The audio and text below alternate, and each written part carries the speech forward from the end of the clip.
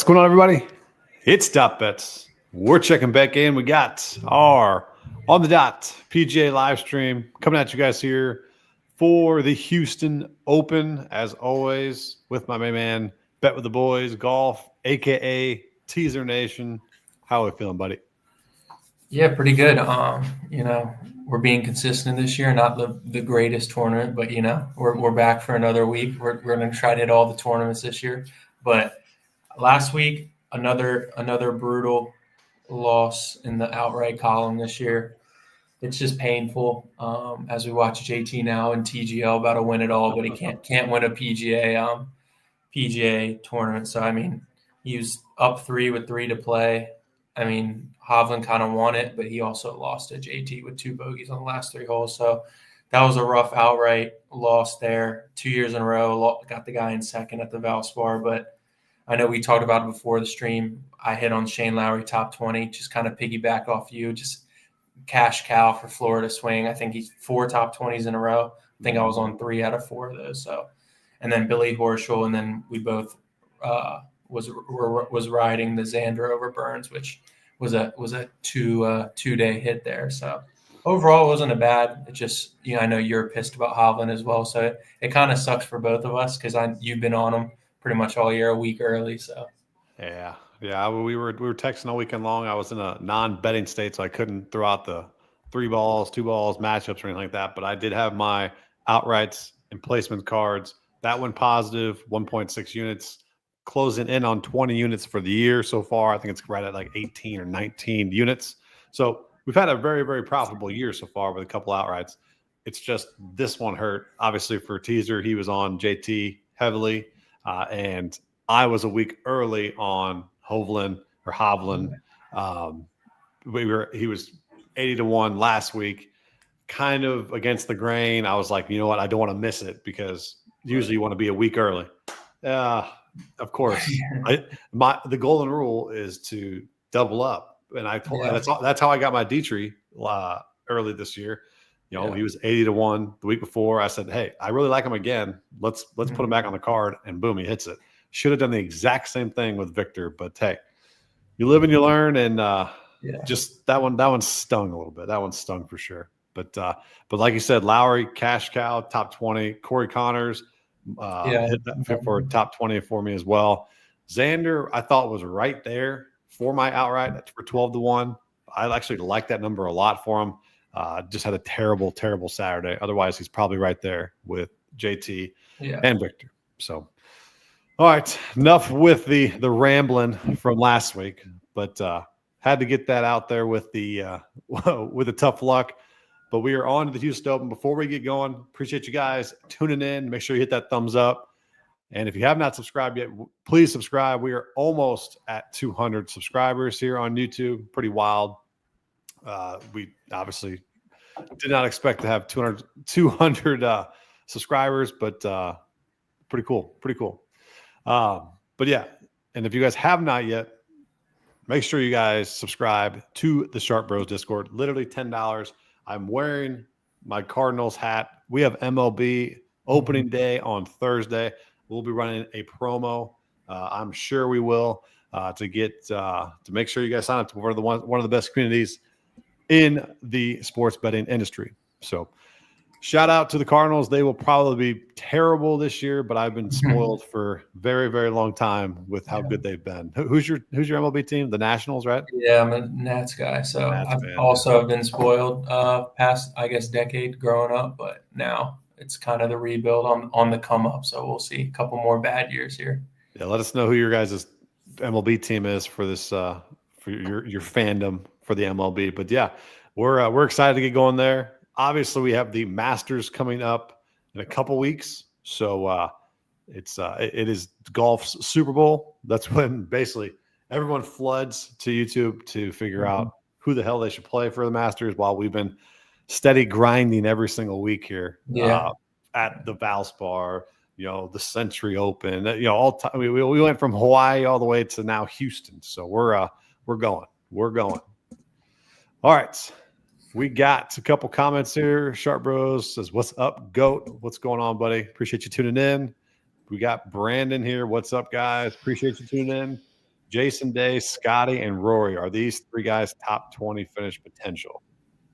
I mean, Good question here, but I mean, obviously Scotty and Rory are no brainer there. Jason Day would be probably the wild card. What do you think about Jason Day this week?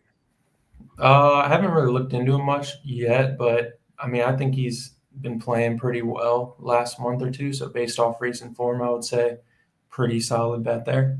And I think he is. Yeah, I think he plays very well at this golf course. I think he's gained on the field for sure. Let's see, at the Houston Open, two top 10s, basically 3 top 20s, and last year with Jason Day, the way he's playing now, I think you kind of take that by the wayside there. But yeah, I'm guessing you're trying to parlay those, Brandon. But yeah, I don't have a problem with that whatsoever. Yeah. He's also a Guardians fan, so shout out to Cleveland there. They I think they're going to be sneaky good again. Yeah. They I couldn't believe last year. I looked up and they were like almost 100 wins or whatever. So they were. It was crazy. I know. I was just like, where that came out of nowhere. But yeah, shout out to Cleveland. All right, so this is your first time tuning in. We will go over our outrights, our placements, and go through any tournament matchups. Also dissect some of the DFS ownership. As you saw last week, the wave advantage basically like took over golf Twitter. It literally took it over. Yeah. AM, PM was supposed to be the wave of the century. If you're not playing that wave, you're going to lose. And it turned out to be obviously false. It, as so many times with the weather, it does. It basically was a split even, no matter if you played AM, PM, PM, AM. So it's a great lesson for those who are brand new to DFS or brand new to golf betting. It's awesome to do the exact opposite of what everyone else is doing. That's how you're going to profit. And sometimes, hey, it looks stupid. It's like when you're filling out a bracket and you want a 14 seed to go to the Final Four. Hey, you just never know. And if it happens, hey, boom, you're going to be winning. That's how you get into that 1%. Sometimes on these GPPs, when you're playing DFS, go against the grain. You're probably going to lose a lot more times than what you would win. But when you do win that one time, you're going to win, 6 figures, and you're going to be well in the green for years, hopefully decades to come. You're not betting that much, but so just a good representation there to go against the grain, and do not always follow what everyone else is doing there. All right, so let's get into it. We got the Houston Open here at Memorial Park. Take it over real quick, and let's see what attributes, stats, and kind of the course attributes that we should be looking at here. Yeah, I mean, this one's kind of been the same trends. I think they started here 2019 or used it the last 4 or 5 years. It's a pretty long course, par 71, 7,400 yards, 5 par 3s, 3 par 5s that are pretty long, and then 10 par 4s.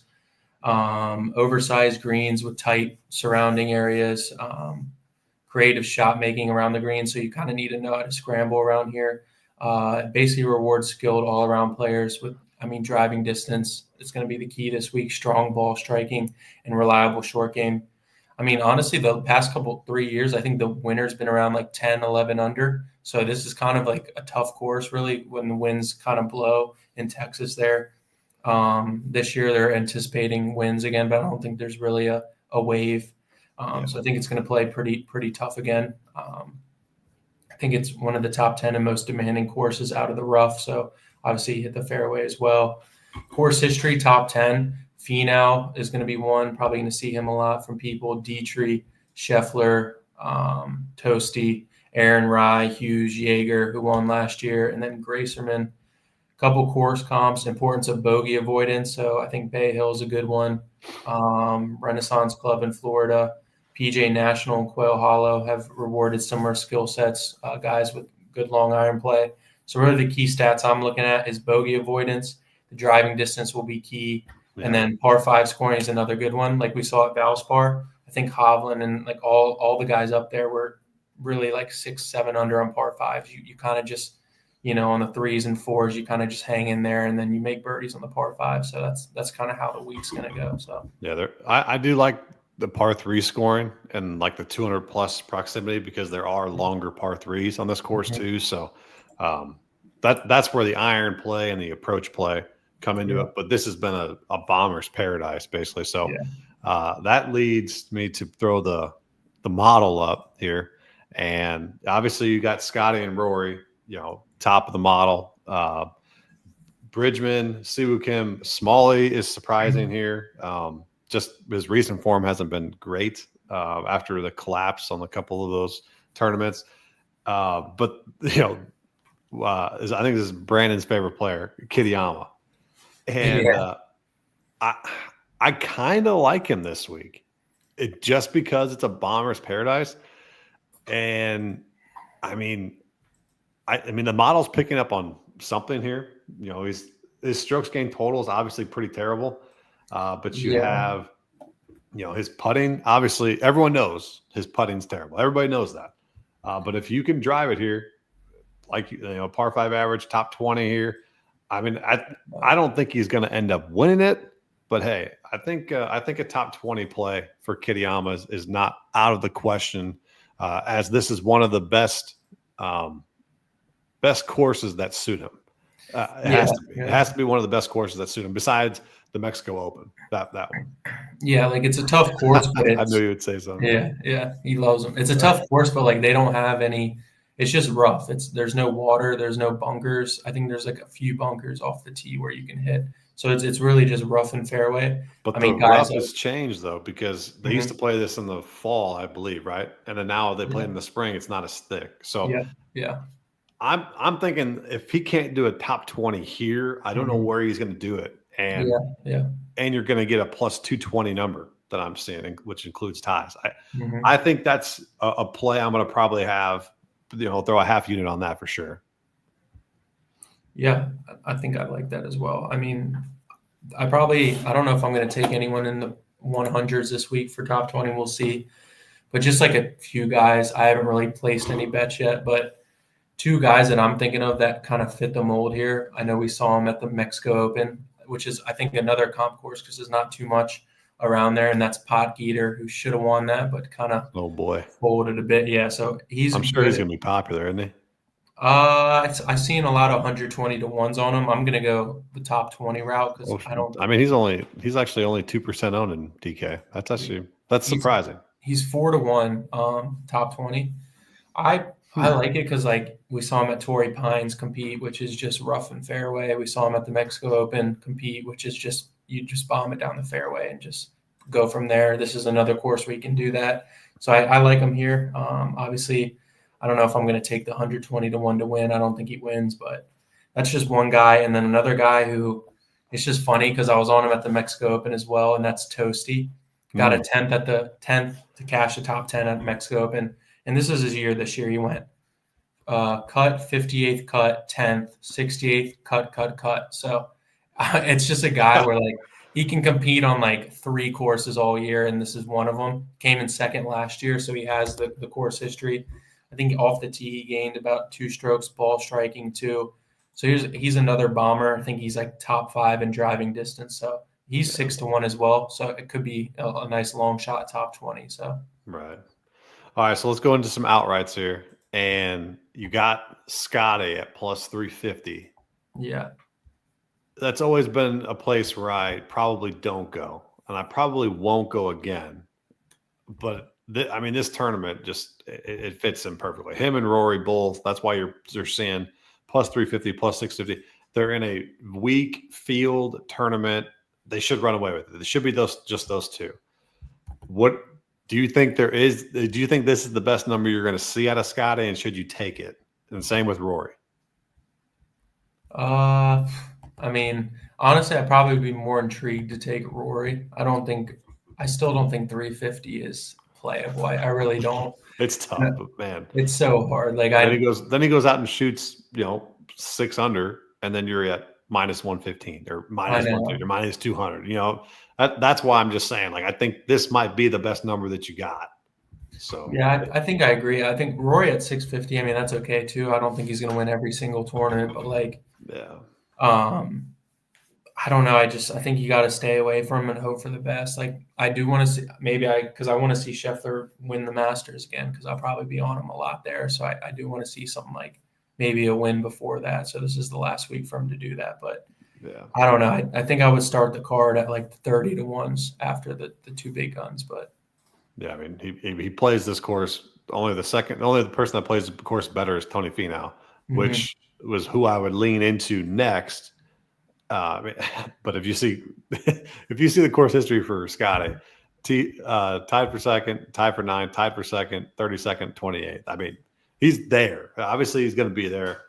I think he's fully healthy from his hand. I mean, I think the plus 350 is definitely in play here, and that comes from two guys who literally told you several times this year, several times last year, just don't even worry about it pre-tournament. yeah, You're just not going to worry about it. So, right. but getting back to Finau, I think that's the best number up top here. With the course history, his recent form isn't great, but this is someone who somewhat sprays it off the tee. And again, putter is horrific. So if his putter can get somewhat hot here, I think he's going to be in contention. I mean, he even lost three strokes to the field last tournament here, and he got second. So that just shows how good of a course fit, how good he plays this particular tournament, and a course comp to the Mexico Open, which Tony didn't play this year, but he's always on my card for the Mexico Open. So that's kind of why I'm playing the Finau angle here. And he's coming in a sub 10% on DK for DFS. I think that's crazy. So good leverage play. Go twice, 3 times the field for Finau. I think 30 to 1. I mean, he's gonna be on my card. I'll tell you that right now. I think he's the best value. So anybody up top there, the first 5 or 6, you see Wyndham Clark, Aaron Rye, and JJ Spawn. Anybody like that? Catch your eye? The Wyndham Clark, I think I don't mind him this week, but like the neck issue, I mean, he just withdrew, right? So like, I don't know where that's at. I'll probably go back to him. I'm not sure what I'll do with him.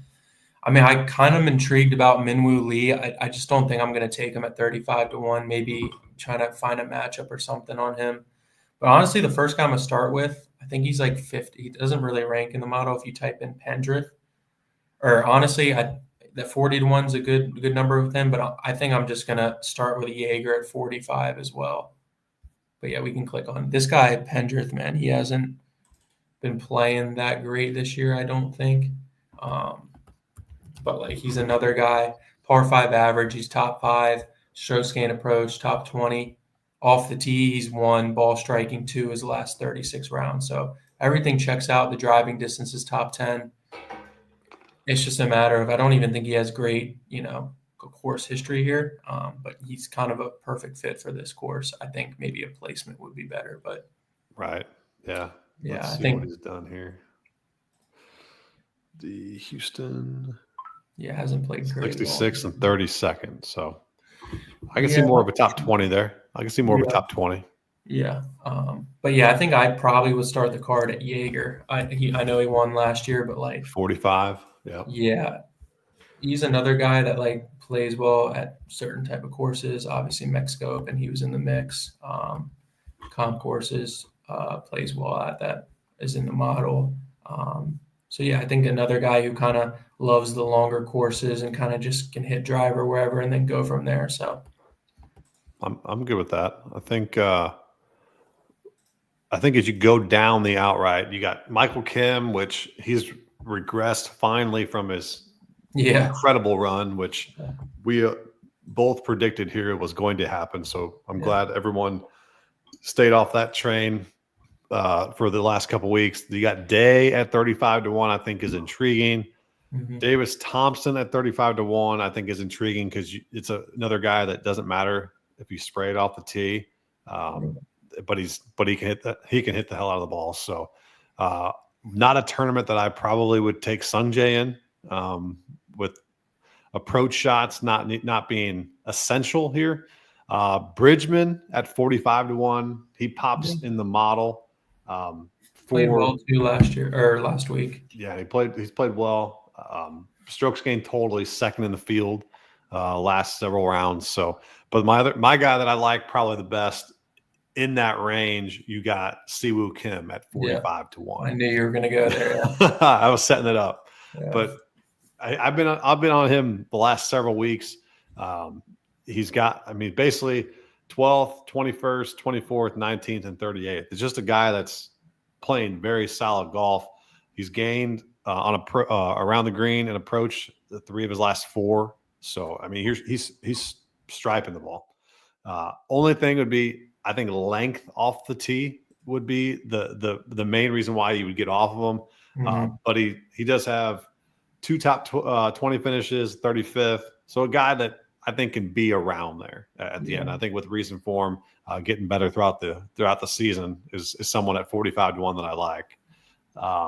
Then we got McNeely, Thigala, Smalley, Dietrich, and Taylor Moore rounding out that 5 to 55 to 60 to 1 odd range. Anybody that you like there? I think my favorite, I got Dietrich at 60. That's really the only thing I've played so far this week. 60 to 1 on Dietrich. Yeah. So I know he's been good to you this year so far. I haven't wrong with that. Yeah. So he also, we kind of called that after the waste management. He's really, regressed 53rd at Genesis, 2 missed cuts in a row. And then last week it was good to kind of see a T22 again. So he's starting to, bring it back a little, gained a lot off the tee and approach wise. He fits the model as well. I think he's 19th, but strokes gained total is coming back his past 36 rounds. I think he came in tied for second last year. So top 5 in that. Comp courses with Memorial, Bay Hill, Renaissance, he's top 10 in that as well. So I think another course where, he kind of sprays it at times as well. He's pretty long off the tee and pretty good around the greens. So I think he can contend this week as well again. So I like it. Yep.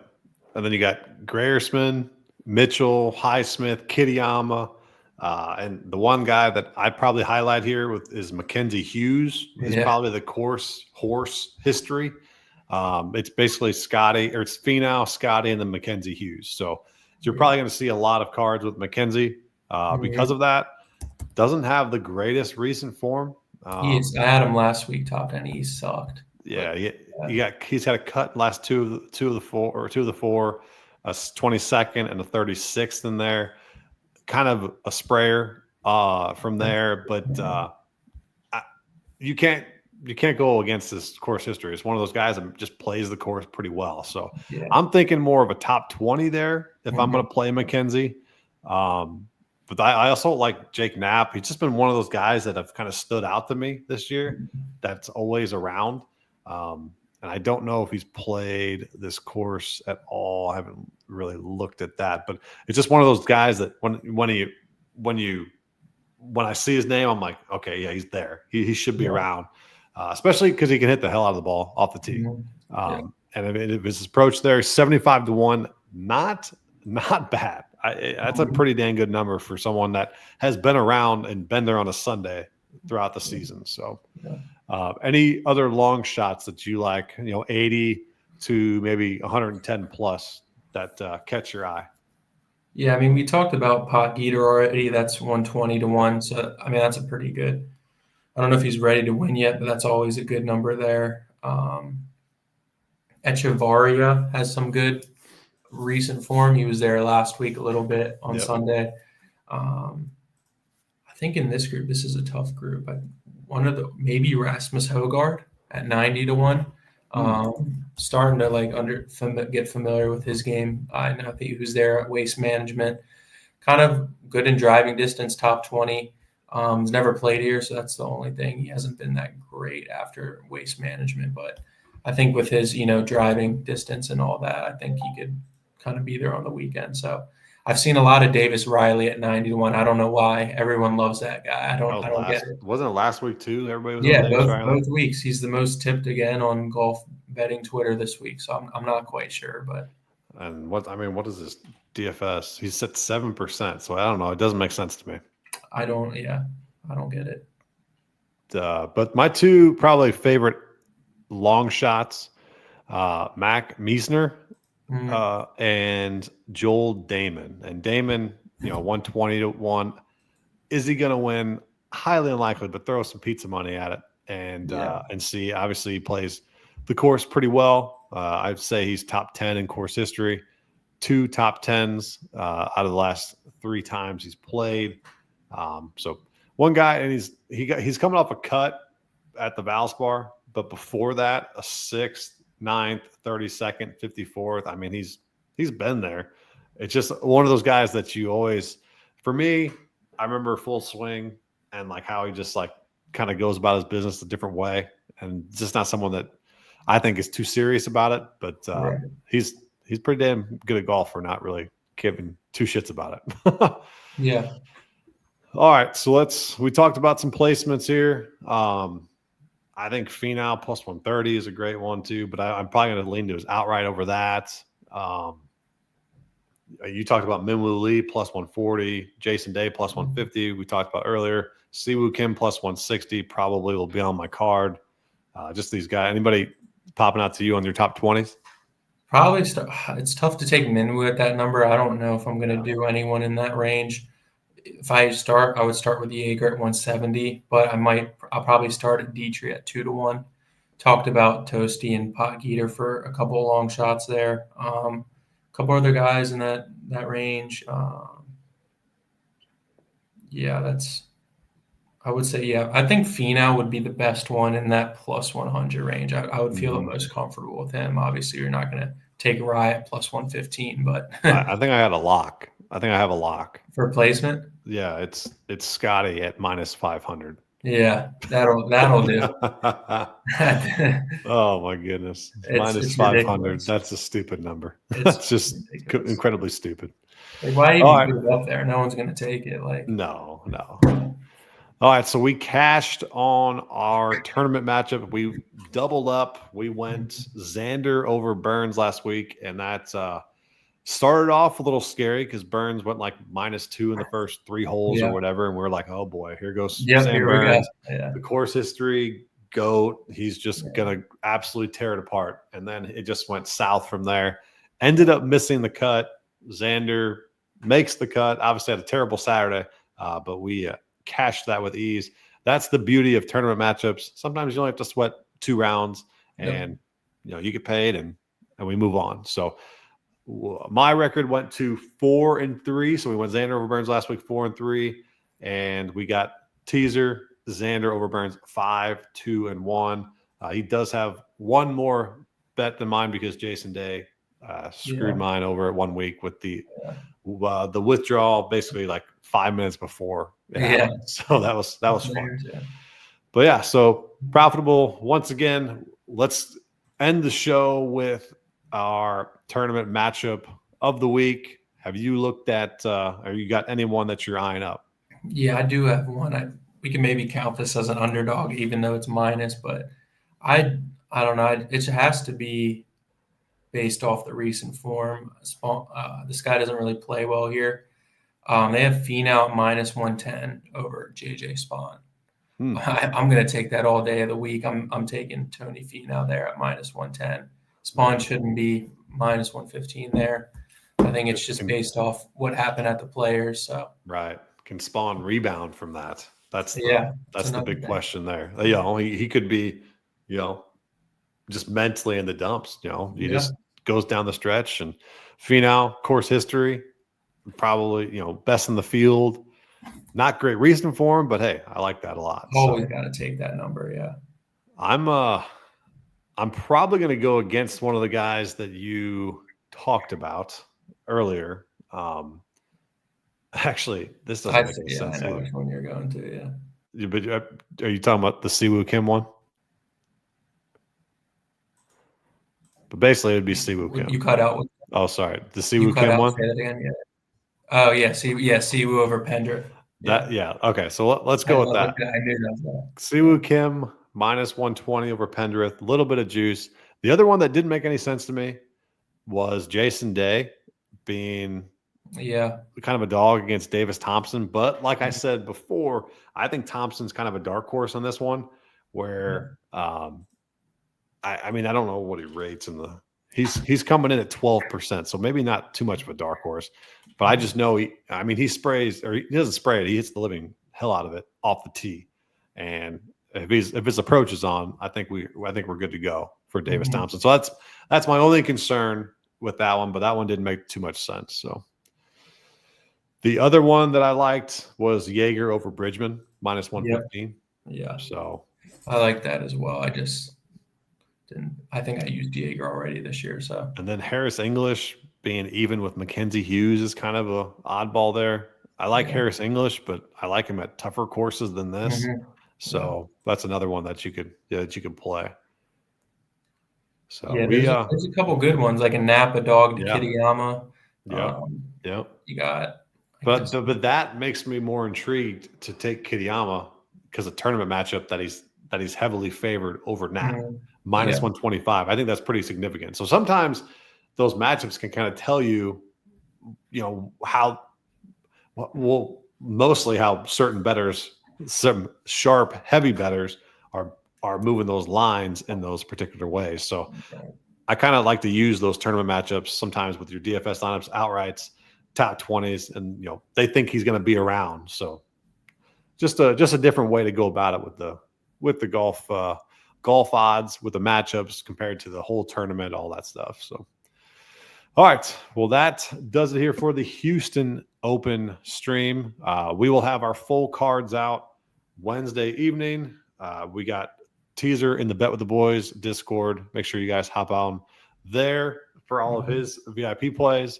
I will post my outrights top 20s Wednesday evening, and then we will have round matchups, round scores, 3 balls, 2 balls, whatever the heck they got, all throughout the week in the Sharp Bros Discord. That you can join just for $10 for the week. Plus opening day, we're gonna have some promos for that. So we'll get that rolling probably tomorrow into opening day. So appreciate you guys tuning in. We'll get up on out of here, and we're inching closer to the Masters. So let's keep building that bankroll up so we can triple, quadruple it, 8 times it.